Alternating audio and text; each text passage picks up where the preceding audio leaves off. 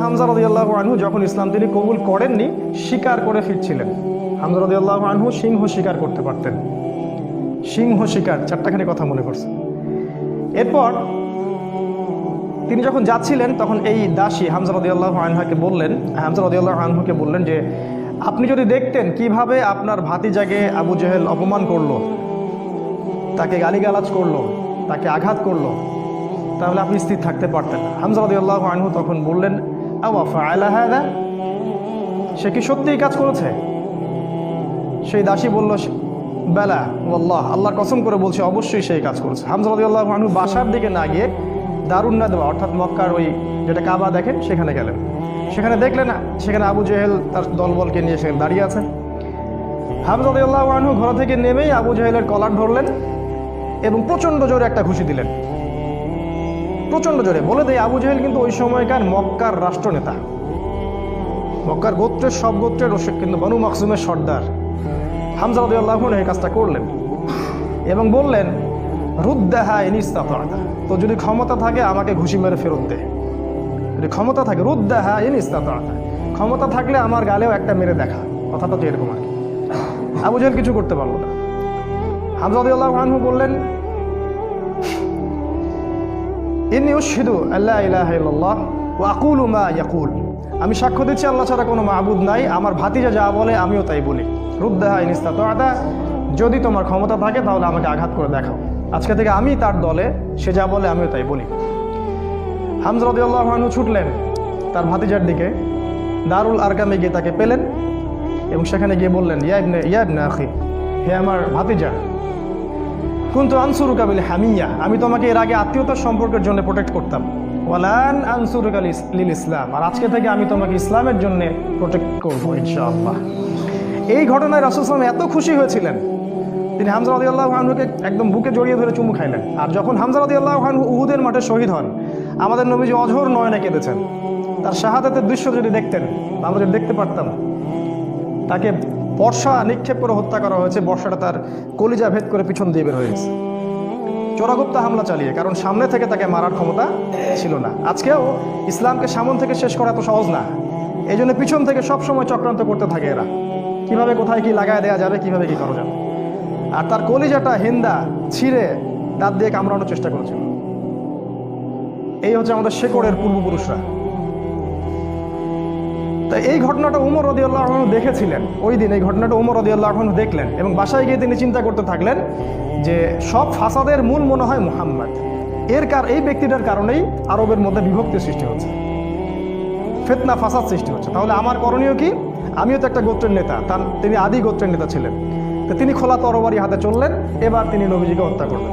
ওই যে ঘটনাটা জানেন আপনারা, পথিমধ্যে একজনের সাথে দেখা হলো, সে বলল যে নবীজিকে হত্যা করার আগে তুমি তোমার বোন আর ভগ্নিপতির বাসায় যাও, তারা তো ইসলাম কবুল করেছে। তিনি আসলেন, এসে দরজা যখন নক করলেন, দরজার আড়াল থেকে শুনতে পারলেন ভিতরে তিলাওয়াত হচ্ছে কিছু একটা, সূরা তাহা তিলাওয়াত হচ্ছিল, তাহা মা আনজালনা আলাইকাল কুরআনা লিতাশকা ইল্লা তাযকিরাতাল লিমান ইয়াখশা তানজিলাম মিম্মান খালাকাল আরদা ওয়াস সামাওয়াতিল উলা আর রহমান আলাল আরশি ইস্তাওয়া। তিনি দরজা খুলে ঢুকলেন এবং জিজ্ঞাসা করলেন, মা কুনতুম তাকরাউন, তোমরা কি পড়ছিলে?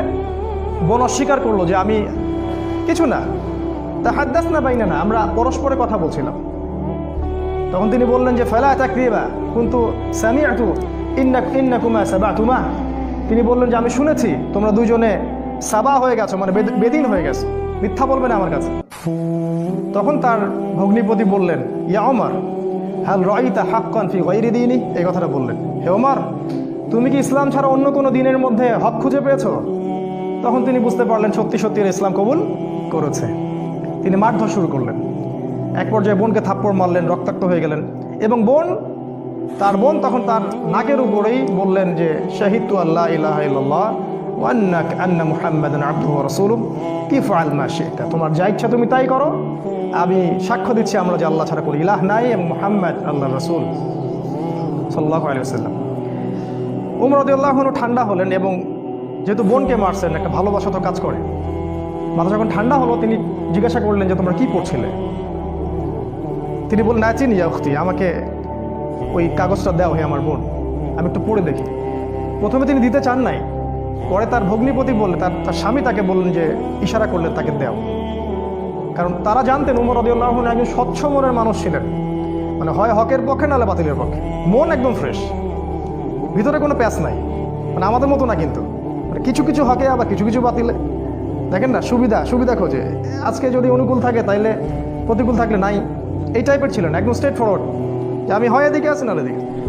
এবার ওমর রাদিয়াল্লাহু আনহু সেই ওই চিরকুটটা পড়া শুরু করলেন, সেখানে ওই সূরা তাহা লেখা ছিল, এবং বলে রাখি ওই সময় আরবে মেবি আমি একটু ভুল হতে পারি, 16 থেকে 17 জন পড়াশোনা করতে পারতেন, 16 থেকে 17 জন লেখাপড়া করতে পারতেন, বাকিরা লেখাপড়া করতে জানতেন না। ইভেন আমাদের নবী সাল্লাল্লাহু আলাইহি ওয়াসাল্লামও লিখতে পড়তে জানতেন না, ওমর রাদিয়াল্লাহু আনহু পড়তে জানতেন। তিনি পড়লেন এবং পড়ে বুঝতে পারলেন, যখন তিনি সূরার তেলাওয়াত করতে করতে করতে করতে এই আয়াতে আসলেন, সূরা তাহার দেখবেন প্রায় এই যে 10 থেকে 20-এর মধ্যে আয়াতগুলো আছে, যে তাদেরকে অবকাশ দাও সেই দিন পর্যন্ত, জালেমদেরকে অবকাশ দাও সেই দিন পর্যন্ত যখন আল্লাহ পাক তাদের প্রত্যেককে ধরে ধরে হিসাব নেবেন। এই আয়াতগুলো যখন তিনি পড়তে লাগলেন তখন তার হৃদয়টা গলে, মানে আল্লাহর কালাম তো তিনি বুঝতে পারছেন তিলাওয়াত, তিনি আর থাকতে পারলেন, স্থির থাকতে পারলেন না। তিনি একটা কথা বলেন, আমিন হাদা ফাররাত কুরাইশ, কুরাইশরা কি এটা থেকেই পালাচ্ছে? তার ইশারা করলেন যে কুরাইশরা এখান থেকেই পালাচ্ছে। তিনি চোখ দিয়ে দরদর করে পানি পড়তে লাগলেন এবং তিনি বললেন, খুজুনি ইলা রাসূলিল্লাহি ওয়া আসহাবিহি, আমাকে আল্লাহ রসুল এবং তার সাহাবীদের কাছে নিয়ে চলো, আযহাবু ইলাইহি ওয়া আসলিমু, আমি তার কাছে যাব এবং ইসলাম কবুল করব। তিনি চললেন দারুল আরকামের দিকে, সেখানে ছিলেন হামজা রাদিয়াল্লাহু আনহু, ওই যে কিছুদিন আগে ইসলাম কবুল করছেন। হামজা রাদিয়াল্লাহু আনহু একজনকে পাঠালেন, দরজায় দেখো কে নক করছে। সে গিয়ে দেখলো, সাহাবীর নাম সম্ভবত খাব্বাব রাদিয়াল্লাহু আনহু। তিনি দেখলেন ফুটা দিয়ে যে ওমর ইবনুল খাত্তাব দরজার বাইরে তরোয়াল হাতে আছে। তিনি ভয় পেয়ে গেলেন, ভিতরে এসে বললেন, ক্বাদ জাআ ইবনুল খাত্তাব বিসাইফ, ইবনুল খাত্তাব তরবারি হাতে এসেছে। তখন ওমর, সবাই ভয় পেয়ে গেলেন, আবু বকর সিদ্দিক সহ, যে এবার না জানি কি হয়, কিয়ামত হয়ে যাবে এখানে, কারণ তার প্রচণ্ড রাগ ছিল। তিনি যে কত বড় যোদ্ধা ছিলেন সেটা বদরের মাঠে গেলে বুঝতে পারবেন, বদরের মাঠে আমরা যখন যাবো ইনশাআল্লাহ। তো হামজা রাদিয়াল্লাহু আনহু বললেন, মা লাকুম ক্বাদ ওয়াজিদতুম, তোমাদের কি হয়েছে, তোমরা ভয় পাচ্ছ কেন? ইফতাহু লাহুল বাব, তার জন্য দরজাটা খুলে দাও। লাউ ইউরিদ বিহি খায়রান ইয়াসলিম, সে যদি উত্তম কিছুর জন্য আসে ইসলাম কবুল করবে। আও ইউরিদ গায়রা যালিক ইয়াকুনু কতলুহু আলাইনা হাইয়িনা, আর যদি ও খারাপ কোনো ইন্টেনশন এখানে আসে, ওকে আমরাই ধরে মেরে ফেলে দিব। এই যে হামজা, উনিও কাউকে টেরান না, তুমি এত বড় যোদ্ধা তো কি হয়েছে, আমরাও তোমার চেয়ে কম না। তো তিনি ওমর রাদিয়াল্লাহু আনহুর কলারটা ধরে ভিতরে নিয়ে আসলেন, নিয়ে এসে দরজার সাথে ঠেকিয়ে দিয়ে বললেন যে আলা তানতাহি হাত্তা ইয়ানজিলাল্লাহু বিকা কারিয়া, আলা তানতাহি হাত্তা ইয়ানজিলাল্লাহু বিকা কারিয়া, তুমি কি ততদিন পর্যন্ত বিরত হবে না যতদিন না আল্লাহ পাক তোমার উপরে কোনো শাস্তি আযাব পাঠাচ্ছেন আসমান থেকে? এইভাবে তিনি ধমক দিলেন আর কি। তো ওমর রাদিয়াল্লাহু আনহু ঠান্ডা হলেন, কারণ উনি তো ইসলাম কবুল করতে সেখানে আসছেন। এরপর রাসূল সাল্লাল্লাহু আলাইহি ওয়াসাল্লাম সেখানে বের হলেন, তিনি রাসূলের সামনে দাঁড়িয়ে, ওমর ইবনুল খাত্তাব রাসূলের সাল্লাল্লাহু আলাইহি ওয়াসাল্লামের সামনে দাঁড়িয়ে বললেন, ইয়া রাসূলুল্লাহ, হে আল্লাহর রাসূল, জিতুকা উমিনু বিল্লাহি ওয়া রাসূলিহি, আমি আল্লাহ এবং তার রাসূলের প্রতি ঈমানদার হয়েই এখানে এসেছি। ওয়া বিমা জিতা বিহি মিন ইনদিল্লাহ, এবং আপনি আল্লাহর পক্ষ থেকে যে কিতাব নিয়ে আসছেন তার প্রতি ঈমানদার হয়েই আমি এখানে আসছি। কালিমা সাক্ষ্য দিলেন, রাসূলকে বুক ভরে বললেন যে এর আগ পর্যন্ত আমি ইসলামের যে বিরোধিতা করেছি, আজকের পর থেকে আমি ইসলামের পক্ষের শক্তি হয়ে কাজ করবো ইনশাআল্লাহ। আর তোমরা ইসলাম আমার আগে কবুল করে যত নেকি কামাই করেছো, আজকে থেকে ইনশাআল্লাহ আমি তোমাদেরকে টক্কর দিব ইনশাআল্লাহ। তিনি ঘর থেকে বের হয়ে গেলেন, প্রথমে গেলেন আবু জেহেলের বাসায়। আবু জেহেলের বাসা নক করে বললেন, হ্যালো আলিমতা আন্নী ক্বাদ আসলামত, তুমি কি জানো যে আমি ইসলাম কবুল করেছি? বুকের পাঠা দেখছেন, দিন পালন করে বাসায় বলতেই পারে না যে আমি কোরআন সুন্নাহ ফলো করছি, আমি দিন পালন করছি। বাপের ভয়, মায়ের ভয়, সরকারের ভয়, নেতা খেতার ভয়, কত ভয়। আমাদের বাপদাদাই কি আসলে এরকম ছিলেন?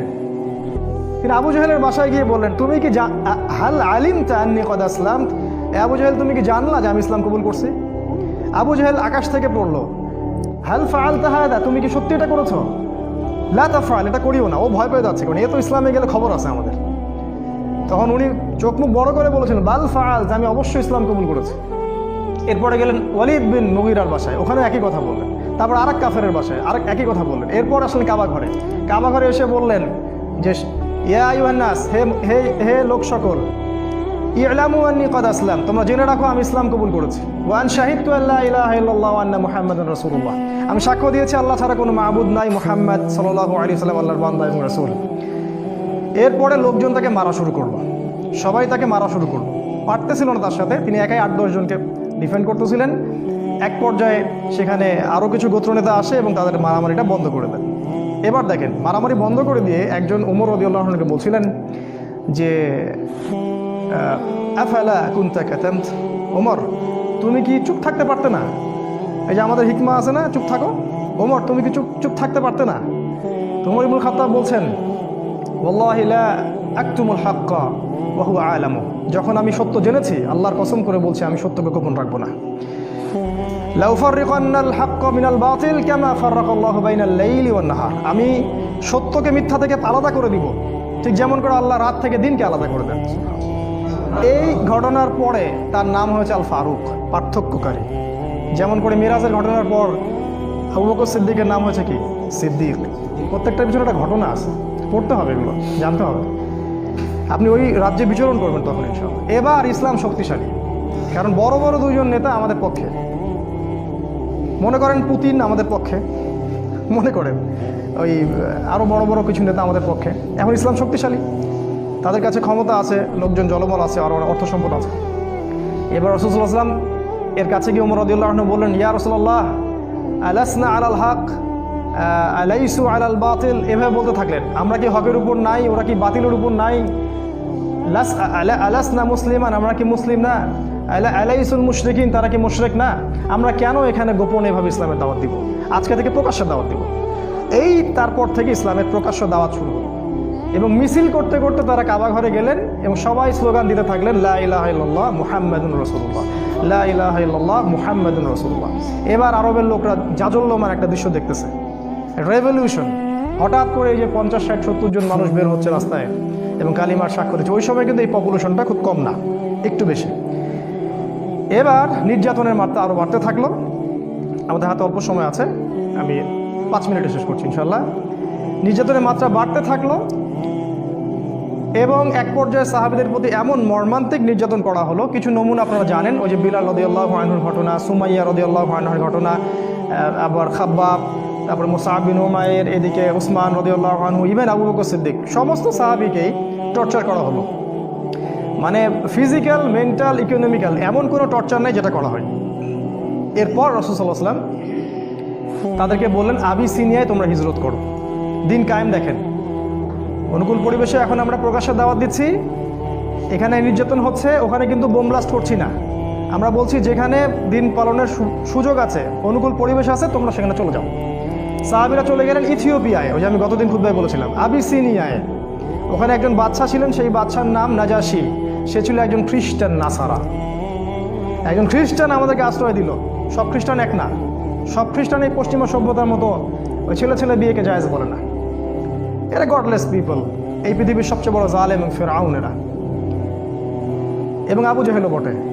এই বাদশা নাজাশি আমাদেরকে আশ্রয় দিলেন, আমরা রেফিউজি ছিলাম সেখানে, ওরা আমাদেরকে আশ্রয় দিল এবং আমরা সেখানে শান্তিপূর্ণ একটা পরিবেশে দিন পালন করতে থাকলাম। প্রথমে একবার হিজরত হলো, তারপর আরও একটা দল হিজরত করলো এবং কাফেররা বসে থাকেনি, তারাও সেখানে কূটনৈতিক তৎপরতা চালালো। আমর ইবনে আসকে সেখানে পাঠানো হয় এবং সেখানে মোনাজারা, বাহাস হয়। সেই বাহাসে জাফর রাদিয়াল্লাহু আনহু ওই বাদশার সামনে দাঁড়িয়ে সূরা মারিয়াম তেলাওয়াত করেছিলেন। আর ওই বাদশা কিন্তু ছিল নাসারা বা খ্রিস্টান। সূরা মারিয়ামের তেলাওয়াত শুনে সেই বাদশার চোখ দিয়ে ঝরঝর করে পানি পড়তে থাকে। তিনি বুঝতে পারলেন যে এটা আল্লাহর পক্ষ থেকে এসে। তিনি বলেছিলেন একটা কথা, এটা লোভ সামলাতে পারছেন। তিনি বলেছেন যে ইন্নাহা লাহুদান ইয়াখরুজু মিন মিশকাতিন ওয়াহিদা মা আনজালাল্লাহু আলা ঈসা ইবনে মারইয়াম ইন্নাহা লাহুদা ইয়াখরুজু মিন মিশকাতিল ওয়াহিদা, এটা বলেছেন। এই বাদশা নাজাশী বলেছিলেন যে তুমি যে তেলাওয়াত করলে শুনে মনে হচ্ছে ঈসার কাছে যেটা এসেছিল এটা সেই একই আলোকবর্তিকা থেকে এসেছে। এ তো খ্রিস্টান, এ কি এদের মতো খ্রিস্টান? এরা কি এখান থেকে হেদায়েত নিবে না? সেই বাদশা নাজাশী মুসলিমদেরকে আশ্রয় দিলেন, সেখানে আমরা থাকলাম। এক পর্যায়ে এদিকে নির্যাতন আরও বাড়তে থাকলো। রাসূল সাল্লাল্লাহু আলাইহি ওয়াসাল্লাম এবং সাহাবীদেরকে 3 বছর বয়কট করা হলো। 3 বছর তারা ওই যে পাহাড়ের পাদদেশে ওটাকে বলা হয় শিয়ারে আবু তলেব, সেখানে 3 বছর গাছের ছাল পাতা গেঁথে গেছে। সামান্য ভাই কষ্ট করে একটা সেমিনারে আসতে পারেন না, দিন কায়েমের স্বপ্ন দেখেন, সামান্য 10টা টাকা খরচ করতে পারেন না, মাসে জ্ঞানও দিতে পারতেছেন না, সামান্য একটু সিরা পড়বেন সেটা পড়তে পারেন না, দিনের জন্য সামান্য একটু এফোর্ট দিবেন, জানমাল ব্যয় করবেন, কোন মুখ দিয়ে সাহাবীদের নাম উচ্চারণ করেন? 3 বছর শুধু গাছের ছাল পাতা গেঁথে গেছে। ওই সময় অনেক ত্রাণ আসতো, হামজা রাদিয়াল্লাহু আনহু ত্রাণ ফেরত দিতেন, ত্রাণের দরকার নাই, আল্লাহ রিজিক দিবেন। কি ইমান, কি জজবা! আমাদের বাপদাদা সবাই, আমাদের শেকড়, আমাদের গায়ে তাদেরই রক্ত আছে, কিন্তু কোনো না কোনোভাবে উপমহাদেশ ইসলাম তারা প্রচার করেছে। যাই হোক, এবার এই বয়কটটা যখন উঠে যায়, তখন রাসূল সাল্লাল্লাহু আলাইহি ওয়াসাল্লাম তায়েফে হিজরত করলেন। সেখানে ঘটনা আপনারা জানেন, সেখান থেকে তাকে মারধর করে বের করে দেওয়া হয়, তিনি আবার মক্কায় চলে আসেন। এবার মক্কায় তিনি যখন স্টে করলেন, নবুয়তের 10, 11 আর 12 এই 3টা বছর শেষ করছি আমি। 10, 11, 12 এই 3টা বছরে মদিনা যে ইয়াসরিব থেকে প্রথমে 6 জন, তারপরে 12 জন, তারপরে 73 জন, পরপর 3 বছরে 3টা গ্রুপ আসলো। প্রথমে 6 জন, তার নেতৃত্বে ছিলেন আসাদ বিন জুরারা, তারপরের বছর 12 জন, তারপরের বছর 73 জন, আর 2 জন নারী, মোট 75 জন। এই 75 জন এসে রাসূলের কাছে বায়াত করলেন।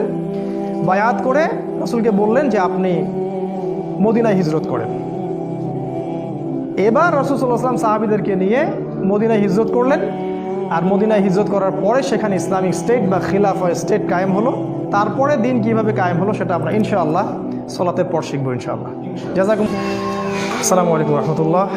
বিসমিল্লাহি আউয়ালুহু ওয়া আখিরুহু আলহামদুলিল্লাহ। প্রশংসা সেই আল্লাহ পাকের জন্য, যিনি আমাদেরকে মাগরিবের সালাতের পর আবারও বসার তৌফিক দান করেছেন। সবাই বলি আলহামদুলিল্লাহ। হৃদয়ের অন্তঃস্থল থেকে দরুদ পাঠ করি আমাদের প্রিয় নবী মুহাম্মদ রাসূলুল্লাহ সাল্লাল্লাহু আলাইহি ওয়াসাল্লামের প্রতি। আল্লাহুম্মা সাল্লি আলা মুহাম্মদ, আল্লাহুম্মা বারিক আলা মুহাম্মদ। মাগরিবের সালাতের আগ পর্যন্ত আমরা যতটুকু আলোচনা করেছিলাম মদিনায় হিজরত পর্যন্ত। হিজরতের যে মূল ঘটনাটা, সেই ঘটনাটা হচ্ছে যে ইয়াসরিব বা মদিনা থেকে প্রথমে 6 জন যুবক মক্কায় আসেন হজের মৌসুমে। হজ কিন্তু তখনও ছিল, মানে এই হজ সিস্টেম না, বিকৃত হজের সিস্টেম। কারণ তারা দাবি করতো যে আমরা ইব্রাহিম আলাইহিস সালামের রিলিজিয়ন ফলো করি। মক্কার কুরাইশরা এটা দাবি করতো আমরা ইব্রাহিমই দিন ফলো করি, এই জন্য তারা হজও কিন্তু করতো। এখনও দেখবেন, এখনও যারা মুশরিক আকীদা লালন করে তারাও কিন্তু বছর বছর হজমরা ঠিকই করে, তো এটা নতুন কিছু না। তো এই হজের মৌসুমে ইয়াসরিব থেকে প্রথমে 6 জন যুবক এই মক্কায় আসে হজ করতে, যারা আগে শুনেছিল যে শেষ জামানায় একজন নবী আসবেন। এই যে শেষ জামানা সম্পর্কে সচেতনতা, এটা নতুন কিছু না, এটা সবাই করেছে আগে যুগে যুগে। ইহুদিরা খুঁজে খুঁজে বেড়াতো যে কবে নবী বের হবে, আমরা কবে তার কাছে বায়াত নিব। যখন দেখলো নবী ইসমাইল আলাইহিস সালামের বংশ থেকে আসছে, তখন তারা আর সেখান থেকে বায়াত নিল না, উদ্ধত অহংকার করলো। অথচ আমরা কিন্তু ওদের কাবা বাইতুল মাকদাসকে কেন্দ্র করে দীর্ঘদিন নামাজ পড়েছি। এটা বোঝানোর জন্য যে একই সোর্স থেকে সব নবী এসেছেন। যাই হোক, এই 6 জন যুবকের নেতৃত্ব দিয়েছিলেন আসাদ বিন জুরারা রাদিয়াল্লাহু আনহু নামে একজন সাহাবী। তিনি রাসূল সাল্লাল্লাহু আলাইহি ওয়াসাল্লামের সাথে দেখা করলেন 6 জন সাহাবীকে সাথে নিয়ে। আমাদের নবীজি সাল্লাল্লাহু আলাইহি ওয়াসাল্লাম কোরআন পাঠ করে শোনালেন, তাদেরকে ইসলামের দাওয়াত দিলেন এবং এই 6 জন ইসলাম কবুল করলেন আলহামদুলিল্লাহ। এই প্রথম মদিনা থেকে কেউ এসে ইসলাম কবুল করলো। এর আগ পর্যন্ত দেখলেন দীর্ঘ 10 বছর কত চড়াই উতরাই আমাদেরকে পার হতে হলো। এদিকে কাফেরদের নির্যাতন কিন্তু ব্যাপক হচ্ছিল। বয়কট করেছে 3 বছর, তার পরের বছর খাদিজা রাদিয়াল্লাহু আনহা মারা যান, একই বছর চাচা আবু তলেবও মারা যান, মাত্র 3 দিনের ব্যবধানে সম্ভবত। এবং এতে করে নির্যাতন আরও বেড়ে যায়, ওখানে থাকা আমাদের জন্য কষ্টকর হয়ে যায়। তখন নবীজি চাচ্ছিলেন হিজরত করার জন্যেই, আল্লাহ পাকের আদেশের অপেক্ষা করছিলেন। এই জন্য প্রথমে তিনি আবিসিনিয়ায় পাঠিয়েছেন সাহাবীদেরকে, তারপর নিজে গিয়েছেন তায়েফে। আপনারা জানেন তায়েফ থেকে তাকে রক্তাক্ত হয়ে ফিরে আসতে হয়। তায়েফবাসী ইসলাম কবুল করেনি। সেখানে 3 জন ভাই ছিল, আব্দে ইয়ালাইল, আব্দে মাসউদ আর হাবিব বিন আমর। এরা নবীজিকে পাথর নিক্ষেপ করে মাথা ফাটিয়ে দিয়েছিল, ছোট ছোট ছেলেপেলেদেরকে লেলিয়ে দিয়েছিল, যারা নবীজিকে রক্তাক্ত করেছিল। আর আমাদের নবীজি তাদের জন্য বদদোয়া করেননি, বরং দোয়া করেছিলেন যে আমি আশা করি আল্লাহ পাক এর পরবর্তী জেনারেশন থেকে এমন কাউকে বের করবেন যারা আল্লাহর একত্ববাদে বিশ্বাস করবেন। একটা তথ্য দিয়ে রেখে আপনাদেরকে, আবু হুরায়রা রাদিয়াল্লাহু আনহু কিন্তু ওই তায়েফবাসীরই সন্তান। যদি নবীজি ওই দিন বদদোয়া করতেন, তাহলে আমরা আজকে আবু হুরায়রা রাদিয়াল্লাহু আনহুকে পেতাম না। তার কাছে কিন্তু আসমান, এই যে আপনার পাহাড় পর্বতে ফেরেশতাকে পাঠানো হয়েছিল। পাহাড় পর্বতে ফেরেশতা থাকে, এই কথা আমাদের গডলেস ওয়ার্ল্ড বিশ্বাস করবে না, এডুকেশন সিস্টেম সেকুলার কনসেপ্ট আর বিশ্বাস করবে না। তো আমরা ওদেরকে বলি তোমরা গেট লস্ট, তোমরা এখানে দূর হবে। পাহাড় পর্বতে ফেরেশতা যখন এসেছিলেন বলেছিলেন আল্লাহ পাক আপনার সাথে তায়েফবাসী যা করেছে আল্লাহ পাক দেখেছেন, আপনি যদি চান 2 পাহাড়কে পিষে একদম তায়েফকে শেষ করে দিব। নবীজি বললেন আমি চাই, আল্লাহ পাক ওদেরকে হেদায়েত দান করুন। তো যাই হোক, এরপরে নবীজি হিজরতের অপেক্ষা করছিলেন, এই সময় ঘটনাটা ঘটে। 6 জন ইয়াসরিবের যুবক আসেন, তারা ইসলাম কবুল করেন। তারপর তাদেরকে আবার নবীজি পাঠিয়ে দেন, মদিনায় পাঠিয়ে দেন, বলেন তোমরা ওখানে দাওয়াতি কাজ করতে থাকো।